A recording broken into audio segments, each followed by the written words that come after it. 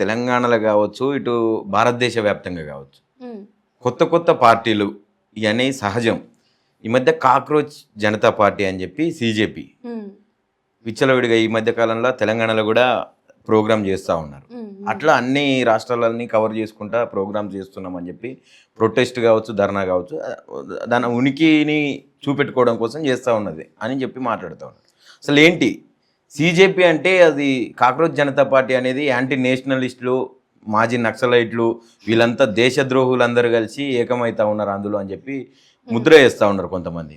దాని గురించి ఏం చెప్పాలనుకుంటున్నారు? ఇప్పుడు మీ క్వశ్చన్ ని మనం డివైడ్ చేసుకుందాం. ఫస్ట్ ఆఫ్ ఆల్, విచ్చలవిడిగా అనే మాట అనేది బీజేపీ విషయంలో మాట్లాడాల్సిన మాట. అది విచ్చలవిడిగా దేశ సంపదను వేరే వాళ్ళు అంటే అంబానీ అదానీలకు కట్టబెడుతున్నారు అనే దగ్గర మనం విచ్చలవిడిగా అని వాడొచ్చు, కానీ సిజేపీ విషయంలో విచ్చలవిడిగా అని మాట్లాడాల్సిన అవసరం లేదు. ఇప్పుడు సిజేపీని నేను వ్యక్తిగతంగా ఒక రాజకీయ పార్టీగా కన్సిడర్ చేయను. అదొక రాజకీయ మూమెంట్ గా మనం తీసుకోవచ్చు. ఎందుకు వచ్చిన మూమెంట్, అది ఎవరు మొదలు పెట్టినరు? కొన్ని ప్రాపగాండా పరంగా వీళ్ళు యాంటీ నేషనలిస్టులు, వీళ్ళు ఉగ్రవాదులు, అర్బన్ నక్సలైట్లు, వీళ్ళు ఒకప్పుడు తుపాకులు పట్టుకొని తిరిగినరు అని అనుకుంటే మొదలు పెట్టింది వీళ్ళు కాదు. కొన్ని ఎవరు ఏదైనా ఉగ్రవాద సంస్థ ఫండింగ్ ఇస్తుందా అంటే కాదు, ఫండింగ్ లేవు, మొదలు పెట్టింది వీళ్ళు కాదు. CJI chief justice of India Chandrakant అన్నటువంటి వ్యాఖ్యకి ఆయన చేసినటువంటి వ్యాఖ్యలు బీజేపీ కార్యకర్తలాగా ఉన్నాయి. కేంద్ర ప్రభుత్వంలో ఉన్నది బీజేపీ కాబట్టి ఆ బీజేపీని వెనకేసుకొస్తున్నట్టుగా ప్రశ్నిస్తున్న వాళ్ళని ఇతను అంటే ఒక చీఫ్ జస్టిస్ పొజిషన్లో ఉండి కూడా ఆయన నీరు గారుస్తున్నాడు. లిటరల్గా న్యాయ వ్యవస్థ మీద ప్రజలకు అంటే పౌరులకు నమ్మకం కోల్పోయేటట్టుగా ఆయన మాట్లాడిండు. ఆయన చేసినటువంటి వ్యాఖ్యలకి రియాక్టరీగా వచ్చినటువంటి రియాక్టరీ మూమెంట్ ఇది. సో ఈ మూమెంట్ని మనం ఒక రాజకీయ పార్టీగా కన్సిడర్ చేయొద్దు. ఎందుకు చేయొద్దు అంటే ఇందులో ఐడియాలజికల్గా అంటే ఫిలాసఫికల్గా ఒక అప్రోచ్ లేదు.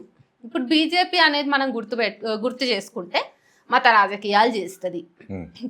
బీజేపీ ఒక జాతీయ పార్టీ.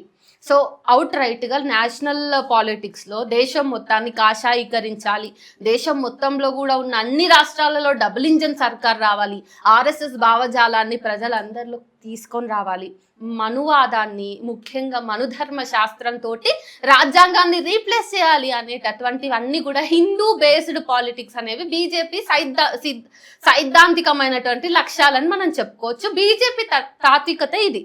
కానీ సిజేపీకి ఒక తాత్వికత లేదు. వాళ్ళు మూమెంటరీగా ఈ క్షణం ఏం సమస్యలు ఉన్నాయి అనే దాని మీద వాళ్ళు పనిచేస్తున్నారు. For example NEET paper leak విషయంలో వాళ్ళు క్వశ్చన్ చేస్తున్నారు.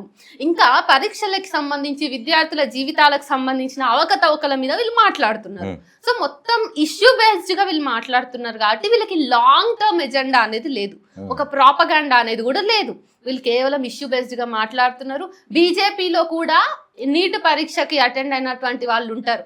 ఇప్పుడు మా ఇంట్లో మా నాన్న బీజేపీ వాడు అనుకుందాం, నేను నీట్ పరీక్ష రాస్తుంటా, మా నాన్న బీజేపీ వాడైనా నేను కాక్రోచ్ జనతా పార్టీ నిర్వహిస్తున్నటువంటి ధర్నాల్లో పోవచ్చు.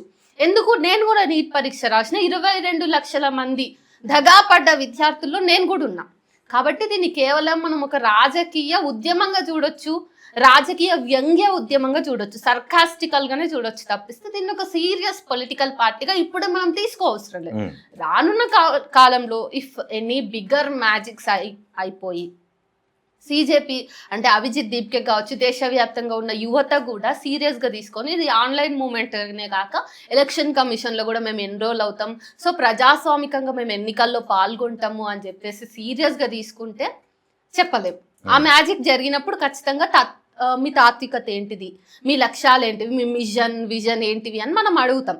ఇప్పుడు ఇంకా అంత దూరం పోలేదు కదా, లెట్ దెమ్ డూ, ఫైట్ చేయనియండి. అంటే ఎందుకు సిజేపీకి లెఫ్టిస్టులు ఎక్కువ అట్రాక్ట్ అవుతా ఉన్నారు? అందులో ఎందుకు వీళ్ళు కొంత చురుగ్గా పాల్గొంటున్నారు? ఇప్పుడు లెఫ్టిస్టులే అట్రాక్ట్ అవ్వడం అనేది లేదు. ఇప్పుడు లెఫ్టిస్టులు ఉన్నారనుకోండి, ఎక్కడ ఏ సమస్య జరిగినా వీళ్ళు స్పందించాలనుకుంటారు. విక్టిమ్ వైపు నుంచి వీళ్ళు ఆలోచిస్తుంటారు తప్పిస్తే అవతల వాడు ఏ పార్టీ వాడు, సో అవతల వాడు మనవడేమో అనేటటువంటి ఓన్ చేసుకోవడానికి లెఫ్టిస్టులకి కానీ రేషనలిస్టులకి కానీ ఏముండవు. వీళ్ళు మొదటి నుంచి ఆల్రెడీ ఫైట్ చేస్తున్నటువంటి అంశాలే ఇవన్నీ. పేపర్ లీక్ల గురించి సిజేపీ కంటే ముందు వివిధ పార్టీలు ఉన్నటువంటి వాళ్ళు మాట్లాడినరు, ఇండిపెండెంట్ జర్నలిస్టులు మాట్లాడినరు, ఇండివిజువలిస్ట్ జర్నలిస్టులు మాట్లాడిండ్రు, విద్యార్థుల తల్లిదండ్రులు మాట్లాడిండ్రు, విద్యార్థి సంఘాలు మాట్లాడినాయి.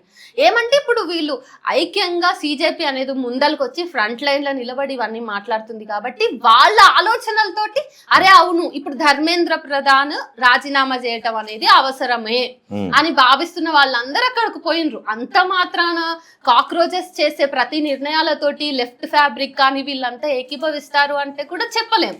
జస్ట్ మూమెంటరీగా ఇది రెస్పాన్స్ అంతే.